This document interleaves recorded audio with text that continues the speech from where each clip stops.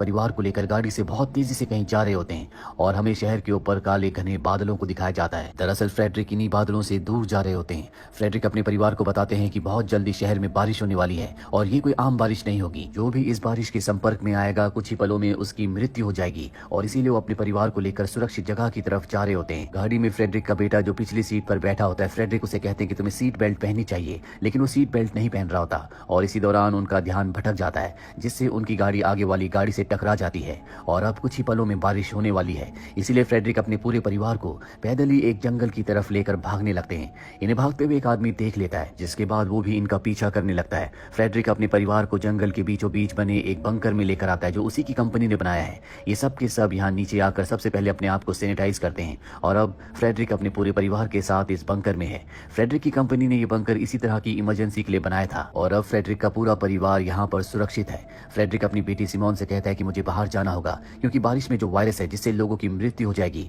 उस वायरस का इलाज मैं ही ढूंढ सकता हूँ। और वो सेफ्टी किट पहनकर बंकर से निकल जाता है। सिमोन अपने मोबाइल में देखती है जहाँ उसे पता चलता है कि उसके पिता सच कह रहे थे, बारिश की वजह से कई लोगों की मृत्यु हो चुकी है। और तभी इनके बंकर के डोर को कोई नॉक करता है। हालांकि सिमोन की मॉम उसे बाहर जाने से मना करती है, लेकिन वो अपनी मॉम की बात ना मानकर बाहर जाकर दरवाजा खोल देती है। बाहर वही आदमी होता है जिन्होंने इनके पूरे परिवार को जंगल की तरफ भागते हुए देखा था। वो आदमी बारिश की बूंदें गिरने से तड़प रहा होता है और तभी वो सिमोन के छोटे भाई को पकड़ लेता है। पर अब सिमोन की मॉम भी वहां पर आ जाती है जो अपने बच्चों को बचाने के लिए उस आदमी को पकड़कर बाहर की तरफ कूद जाती है और सिमोन से कहती है कि दरवाजा बंद कर दो। सिमोन को ना चाहते हुए भी दरवाजे को बंद करना पड़ता है और बाहर सिमोन की मॉम की मृत्यु हो जाती है। सिमोन अपनी मॉम की मृत्यु से बहुत ज्यादा दुखी है, लेकिन उसका भाई छोटा है इसीलिए अपने दुख को वो उसके सामने जाहिर नहीं करती। और अब सिमोन जब इस बंकर के ऑपरेटिंग सिस्टम को चेक करती है तो उसे पता चलता है कि इस तरह के और भी कई सारे बंकर्स हैं। वो उनसे कांटेक्ट करने की कोशिश करती है लेकिन उसका कांटेक्ट नहीं हो पाता क्योंकि सिग्नल नहीं होते। अब सिमोन को कुछ नहीं पता कि उसे क्या करना चाहिए।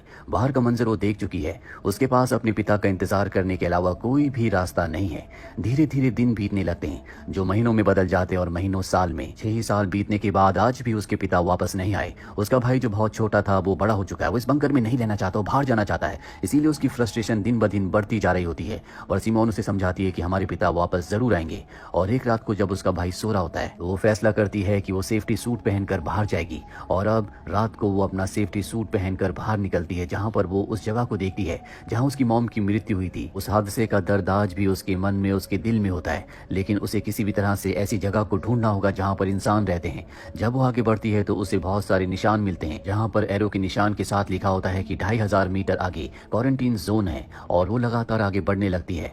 सड़कों पर चारों तरफ उसे तबाही के अलावा कुछ भी नहीं दिखता और जल्दी वो उस जगह तक भी पहुंच जाती है जिस जगह पर पहुंचने के लिए एरो के निशान थे। वहां पर भी सिर्फ बॉडीज होती हैं। वो समझ जाती है कि पूरी दुनिया में अब कोई भी नहीं बचा। वो वापस बंकर में आ जाती है और अगली सुबह अपने भाई को बताती है कि बाहर की दुनिया में कोई नहीं बचा। ये दोनों ही बंकर की दुनिया से परेशान हो चुके हैं और तय करते हैं कि ये इस बंकर को हमेशा के लिए छोड़ देंगे क्योंकि बंकर की जिंदगी से अच्छा तो मौत है। और अब ये अगले दिन यहाँ से निकलने का फैसला कर लेते हैं। रात को जब ये दोनों सो रहे होते हैं तभी इनके बंकर का ऑक्सीजन खत्म होने लगता है जिस वजह से सिमोन बेहोश हो जाती है, लेकिन उसका भाई उठकर किसी तरह से उसे बंकर का दरवाजा खोलकर बाहर ले आता है जहां पर कुछ सर्वाइवर्स होते हैं जो इन्हें गन पॉइंट पर ले लेते हैं। दरअसल एक रात पहले जब सिमोन बाहर गई थी तो इन लोगों ने उसे देख लिया था और इन्होंने बंकर के ऑक्सीजन पाइप को ब्लॉक किया था ताकि ये बाहर आ जाएं। और अब सिमोन अपने भाई के साथ इन सर्वाइवर्स के सामने है। सर्वाइवर्स का जो लीडर होता है जिसका नाम मार्टिन है, वो सिमोन से कहता है कि मैं यहाँ पर खाने की तलाश में आया हूँ। और अब सबके सब बंकर के अंदर जाते हैं, लेकिन अंदर जाने का कोई फायदा नहीं होता क्योंकि सिमोन और उसके भाई ने सारा का सारा खाना खा लिया होता है।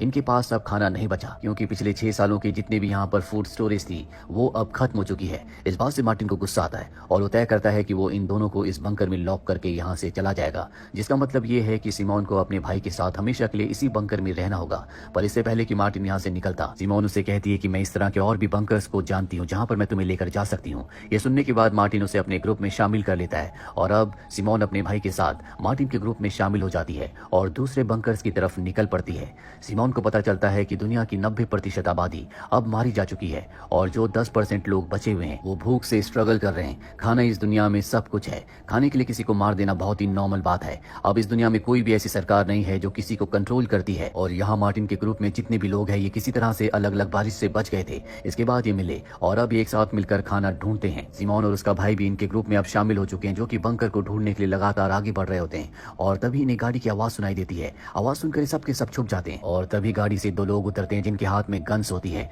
उनके जेस्चर से साफ साफ पता चल रहा होता है कि इनके इरादे अच्छे नहीं हैं। दरअसल ये इंसानों को, सर्वाइवर्स को पकड़कर अपने साथ ले जाते हैं और अब वो इन सब की तरफ बढ़ना शुरू कर देते हैं। तभी वो एक लड़की को भागते हुए देखते हैं, जिस वजह से उनका ध्यान डाइवर्ट हो जाता है। वो उस लड़की का पीछा करने लगते हैं और इस मौके का फायदा उठाकर मार्टिन, सिमोन और सब के सब यहाँ से निकल जाते हैं। पर जब ये पूरा का पूरा ग्रुप थोड़ा सा आगे जाता है तो ये उसी लड़की को देखते हैं जो उन दो लोगों से भाग रही थी।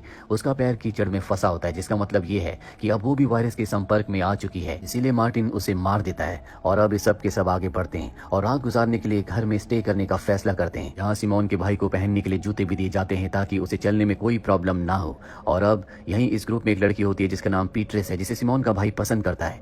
रात को जब सब सो जाते हैं तो सिमोन का भाई नीचे जाता है, जहाँ पर वो मार्टिन और पीट्रेक्स को एक साथ देखता है, यानी कि ये दोनों रिलेशनशिप में है। सिमोन के भाई को देखकर बहुत दुख होता है। अगली सुबह एक बार फिर से ये अपना सफर शुरू करते हैं और जब ये लगातार आगे बढ़ रहे होते हैं तभी सिमोन के भाई का गलती से पैर पानी में कीचड़ में पड़ जाता है, जो देखकर सबके सब हैरान हो जाते हैं। और अब मार्टिन, जो इस तरह के किसी भी इंसान को अपने ग्रुप में नहीं रख सकता जो कि इन्फेक्टेड है, वो उसे मारने वाला होता है। तभी सिमोन उसे रोकती है, जिसके बाद वो अपने भाई के पैर को चेक करती है और यहाँ पर सबको पता चलता है कि सिमोन के भाई को जो जूते दिए गए थे वो वाटर प्रूफ थे, यानी कि पानी से उसके पैर का संपर्क नहीं हुआ। इसका मतलब ये है कि वो इन्फेक्टेड नहीं हो सकता। ये एक बार फिर से अपना सफर शुरू करते हैं और जल्दी उस बंकर तक पहुंच जाते हैं। इस बंकर के बारे में सिमोन ने इन सबको बताया था। सिमोन अपनी फिंगरप्रिंट से बंकर के दरवाजे को खोलती है और जब सब अंदर आते हैं तो देखते हैं कि वहां पर खाने का बहुत सारा सामान होता है, जो देखकर सबके सब बहुत खुश हो जाते हैं, क्योंकि 6 सालों के बाद आज पहली बार सबने पेट भर कर खाना खाया है। सिमोन एक रूम में जाती है जहां पर उसे एक मोबाइल मिलता है और ये मोबाइल उसके पिता का होता है, जिसका मतलब ये है कि उसके पिता भी इस बंकर में आए थे।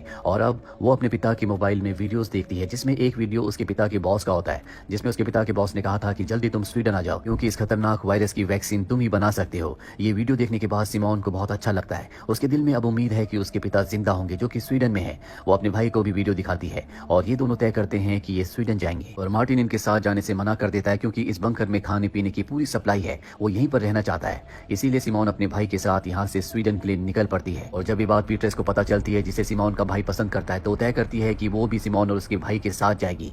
पीटर्स के साथ उसके 2 साथी भी उस तरफ निकल पड़ते हैं। बंकर में सिर्फ मार्टिन और उसका दोस्त रह जाते हैं। पीटर्स अपने साथियों के साथ जल्दी सिमोन और उसके भाई तक पहुंच जाती है। ये सब एक बार फिर से मिलकर खुश होते हैं। कुछ देर के बाद ये सब के सब एक जगह खाना खाने के लिए रुकते हैं और तभी इनके ऊपर बहुत सारे लोग हमला कर देते हैं, जो इनका खाना इनसे छीनना चाहते हैं। ये सब के सब उनसे बचकर भागते हैं और इसी भगदड़ में सिमोन अपने पूरे ग्रुप से अलग हो जाती है। तभी उसे अपने सामने एक बच्चा दिखता है। वो उस बच्चे के पास जाती है। उसे पता चलता है कि ये दवाइयां खाकर, यानी कि एनर्जी की टेबलेट्स खाकर जिंदा रहते हैं। जिसके बाद सिमोन उस बच्चे को खाने के लिए कुछ देती है। तभी उसके पिता आ जाते हैं। उसे लगता है कि सिमोन किडनैपर है। सिमोन उन्हें विश्वास दिलाती है कि वो उसके बच्चे को कोई नुकसान नहीं पहुंचाएगी। बाहर बारिश भी होना शुरू हो गई होती है, इसलिए सिमोन यहाँ पर रुक जाती है। वो उस बच्चे और उसके पिता को बात के खाने के लिए भी कुछ सामान देती है। बारिश बंद होने के बाद जब वो बच्चा अपने पिता के साथ बाहर जाता है तो कुछ लुटेरे उनके ऊपर हमला कर देते हैं। सिमोन चाहकर भी उनकी मदद नहीं कर सकती, क्योंकि अगर वो उन्हें बचाने गई तो वो भी उन लुटेरों का शिकार बन जाएगी। वहीं सिमोन के भाई को दिखाया जाता है, जो पीटरेस के साथ होता है। दोनों के दोनों एक जगह पर आते हैं जहाँ पीटरेस कभी पैदा हुई थी। यहाँ पर उसका घर है।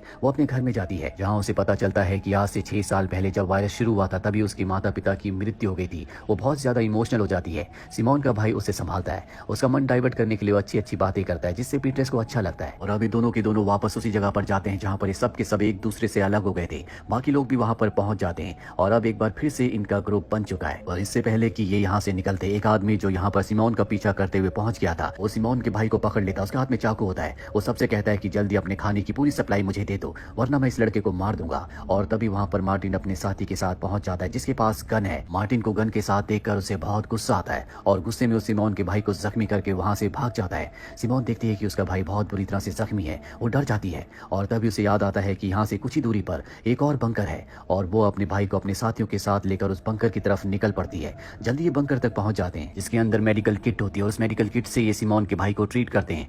मार्टिन यहाँ पर सिमोन को एक डिवाइस दिखाता है जिसमें पूरे शहर का नक्शा होता है और वो बताता है कि इस नक्शे में एक लंबी लाइन है जो कि एक तरह की दीवार है। वायरस से पहले शहर में इस तरह की कोई भी दीवार नहीं थी। हो सकता है कि ये दीवार इसलिए बनाई गई हो ताकि जो भी लोग इन्फेक्टेड नहीं है वो उस दीवार की दूसरी तरफ पूरी तरह से सुरक्षित रह सकें। अगर हम वहाँ जाएंगे तो हो सकता है कि हम भी अपने आप को सुरक्षित कर सकें। और अब इन सब के पास एक टारगेट है उस दीवार तक पहुंचने का, जहां हो सकता है कि दीवार की दूसरी तरफ अब भी पूरी तरह से सुरक्षित इंसान हो, जहां पर इन्हें भी आसरा मिल सके। और इसी उम्मीद के साथ ये वेब सीरीज यहीं पर खत्म हो जाती है। उम्मीद करते हैं कि ये कहानी आपको पसंद आई।